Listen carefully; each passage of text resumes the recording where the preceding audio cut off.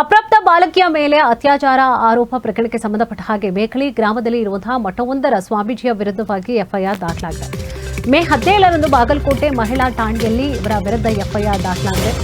ಬೆಳಗಾವಿ ಜಿಲ್ಲೆಯ ರಾಯಭಾಗ ತಾಲೂಕಿನ ಮೇಕಳಿ ಗ್ರಾಮದ ಸ್ವಾಮೀಜಿಯ ಮೇಲೆ ಎಫ್ಐಆರ್ ಆಗಿದೆ. ಲೋಕೇಶ್ವರ ಸ್ವಾಮೀಜಿ ವಿರುದ್ಧ ಪೋಕ್ಸೋ ಪ್ರಕರಣ ದಾಖಲಾಗಿದೆ. ಇವತ್ತು ಸ್ವಾಮೀಜಿ ಮಠವನ್ನು ತೆರವುಗೊಳಿಸ್ತಾ ಇದ್ದಾರೆ ಅಧಿಕಾರಿಗಳು. ತಾಲೂಕು ಆಡಳಿತದಿಂದ ತೆರವು ಕಾರ್ಯಾಚರಣೆ ಆಗಿದೆ. ಪೊಲೀಸರು ಬಂದೋಬಸ್ತ್ನಲ್ಲಿ ಸ್ವಾಮೀಜಿಯ ಮಠವನ್ನು ತೆರವು ಮಾಡಲಾಗಿದೆ. ಅಪ್ರಾಪ್ತ ಬಾಲಕಿ ಮೇಲೆ ಅತ್ಯಾಚಾರ ಆರೋಪ ಇತ್ತು. ಆ ಪ್ರಕರಣಕ್ಕೆ ಸಂಬಂಧಪಟ್ಟ ಹಾಗೆ ಮೇಕಳಿ ಗ್ರಾಮದಲ್ಲಿ ಇರುವಂತಹ ಮಠವೊಂದರ ಸ್ವಾಮೀಜಿಯ ವಿರುದ್ಧವಾಗಿ ಎಫ್ಐಆರ್ ಕೂಡ ಆಗಿರುತ್ತೆ. ಮನೆಗೆ ಬಿಡ್ತೀನಿ ಬಾ ಅಂಥೇಳಿ ಮಠದಿಂದ ಕರ್ಕೊಂಡು ಹೋಗಿ ದಾರಿಯ ಮಧ್ಯದಲ್ಲಿ ಒಂದು ಬಾರಿ ಒಂದು ಲಾಡ್ಜ್ನಲ್ಲಿ ಆಕೆಯ ಮೇಲೆ ಅತ್ಯಾಚಾರ ಮಾಡಿರ್ತಾರೆ. ಜೊತೆಗೆ ರಾಯಚೂರಿಗೆ ಬಂದಂತಹ ಸಂದರ್ಭದಲ್ಲಿಯೂ ಕೂಡ ಆಕೆಯ ಮೇಲೆ ಅತ್ಯಾಚಾರವನ್ನು ಎಸಗಿರ್ತಾರೆ ಈ ಸ್ವಾಮೀಜಿ.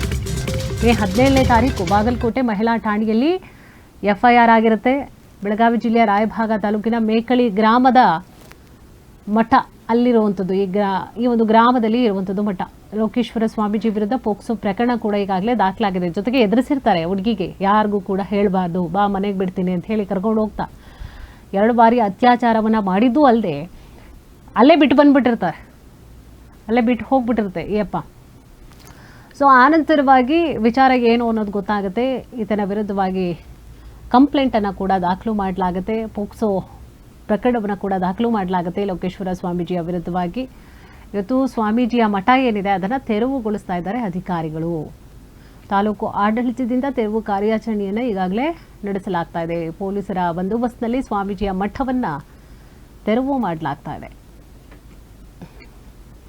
ಸದೃಶ್ಯಾವಳಿಯಲ್ಲಿ ಗಮನಿಸ್ತಾ ಇದ್ದೇವೆ. ಈಗಾಗಲೇ ತೆರವು ಕಾರ್ಯಾಚರಣೆ ಕೂಡ ಕಂಪ್ಲೀಟ್ ಆಗಿದೆ. ಈಗ ಈಗಿನಿಂದಲೂ ಕೂಡ ತೆರವು ಕಾರ್ಯಾಚರಣೆಯನ್ನು ಕೂಡ ನಡೆಸಲಾಗ್ತಾ ಇತ್ತು.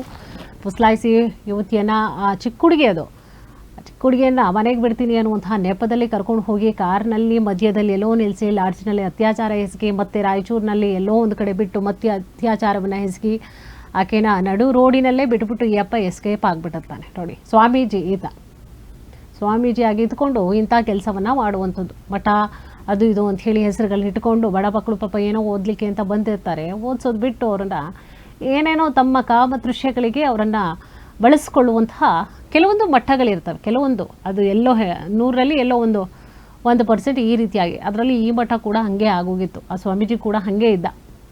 ಸೊ ಇನ್ನು ಈತನ ವಿರುದ್ಧವಾಗಿ ವಿಚಾರ ಏನು ಗೊತ್ತಾಗುತ್ತೆ, ಈತನ ವಿರುದ್ಧವಾಗಿ ಪ್ರಕರಣ ಕೂಡ ದಾಖಲಾಗುತ್ತೆ, ದೂರನ್ನು ಕೂಡ ದಾಖಲು ಮಾಡಲಾಗುತ್ತೆ. ಜೊತೆಗೆ ಮೇ 17ನೇ ತಾರೀಕು ಬಾಗಲಕೋಟೆ ಮಹಿಳಾ ಠಾಣೆಯಲ್ಲಿ ಎಫ್ಐಆರ್ ಕೂಡ ಆಗುತ್ತೆ. ಬೆಳಗಾವಿ ಜಿಲ್ಲೆಯ ರಾಯಭಾಗ ತಾಲೂಕಿನ ಮೇಕಳಿ ಗ್ರಾಮದಲ್ಲಿ ಈತನ ಮಠ ಇರುತ್ತೆ. ಜೊತೆಗೆ ಲೋಕೇಶ್ವರ ಸ್ವಾಮೀಜಿ ಏನಿದ್ದಾನೆ ಈತನ ವಿರುದ್ಧವಾಗಿ ಪೋಕ್ಸೋ ಪ್ರಕರಣವನ್ನು ಕೂಡ ದಾಖಲು ಮಾಡಲಾಗುತ್ತೆ. ಆ ಒಂದು ಹಿನ್ನೆಲೆಯಲ್ಲಿ ಕಂಪ್ಲೀಟ್ ಆಗಿ ಆ ಮಠವನ್ನು ತೆರವುಗೊಳಿಸಬೇಕು ಅಂತ ಹೇಳಿ ತೆರವನ್ನು ಗೊಳಿಸ್ತಾ ಇದ್ದಾರೆ. ಈಗಾಗಲೇ ಅಧಿಕಾರಿಗಳು ಕಂಪ್ಲೀಟ್ ಆಗಿ ಮಠವನ್ನು ಕೂಡ ಈಗಾಗಲೇ ತೆರವುಗೊಳಿಸಿದ್ದಾರೆ. ಈ ಥರ ಅಂದರೆ ಇದು ಸೋಗಿನಲ್ಲಿ ಮಾಡ್ಕೊಳ್ಳುವಂಥದ್ದು. ಇದನ್ನು ಸುಮ್ಮನೆ ಒಳ್ಳೆತನದ ಅಥವಾ ಮಠ ಅಂತ ಹೇಳಿ ಅಂದ್ಕೊಂಡ್ರೆ ಅದು ಒಂಥರ ಭಕ್ತಿ ಭಾವನೆ ಬರುತ್ತೆ ಜನಗಳಿಗೆ. ಭಕ್ತಿ ಅಂದರೆ ಶೈಕ್ಷಣಿಕ ಕ್ಷೇತ್ರ ಕೂಡ ಆಗಿರುತ್ತೆ, ಮಠಗಳಲ್ಲಿ ಓದಿಸ್ತಾರೆ ಅನ್ನುವಂಥ ಭಾವನೆ ಇರುತ್ತೆ. ಬಟ್ ಇವರೆಲ್ಲ ಆ ರೀತಿಯಾದ ಕೆಲಸಗಳನ್ನು ಮಾಡ್ತಾ ಇದ್ದಾರಾ? ಇಲ್ಲ. ಓದಿಸುವಂಥ ಕೆಲಸಗಳು ಮಾಡ್ತಾ ಇದ್ದಾರಾ ಅಥವಾ ಅವ್ರಿಗೆ ಸಹಾಯ ಮಾಡುವಂತಹ ಅಥವಾ ಮಕ್ಕಳುಗಳು ಏನಿರ್ತಾರೆ ಅಭಿವೃದ್ಧಿ ಪಡಿಸುವಂತಹ ಕೆಲಸಗಳಂತೂ ಆಗ್ತಾ ಇರೋದಿಲ್ಲ.